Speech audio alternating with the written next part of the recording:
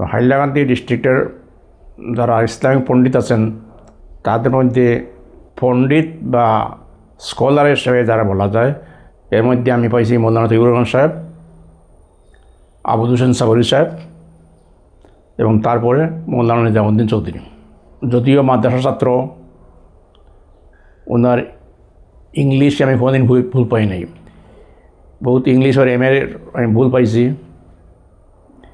কিন্তু মৌলানা নিজামুদ্দিনের লিখনতে কোনোদিন কারেকশন হওয়ার দরকার পড়ে নাই।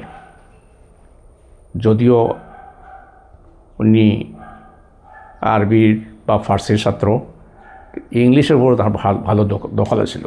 প্রফেসর নিজামুদ্দিনের সঙ্গে আমার পরিচয় হয়েছে 1999 সালে আমি এসএস কলেজে যোগ দেওয়ার পর থেকে।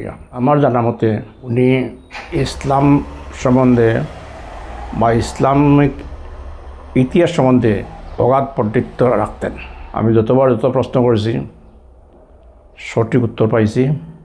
হাইলাকান্দি ডিস্ট্রিক্টের যারা ইসলামিক পণ্ডিত আছেন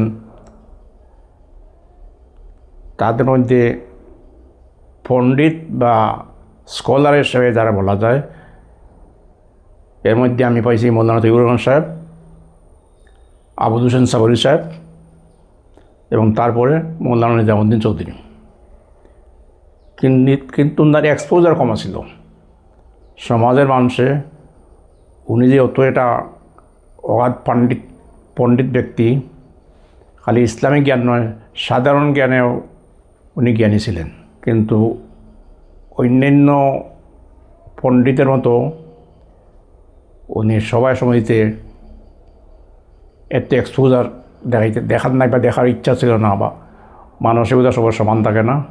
মোটামুটি আমার নিজের তার সম্বন্ধে যে অনুমান, তাহলে উনি একটি অত্যন্ত জ্ঞানী একজন যুগ ছিলেন, যে জ্ঞানের সম্বন্ধে বেশি মানুষ টের পায় নাই, কারণ যেহেতু ওনার এক্সপোজার কমা ছিল।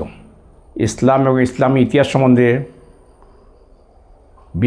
বিশ্বের মুসলিম ইতিহাস সম্বন্ধে ওনার যথেষ্ট জ্ঞান ছিল। মশলার কথা আছেই, কোনো কথা নাই, সাধারণ সব আলিমের থাকে এগুলো।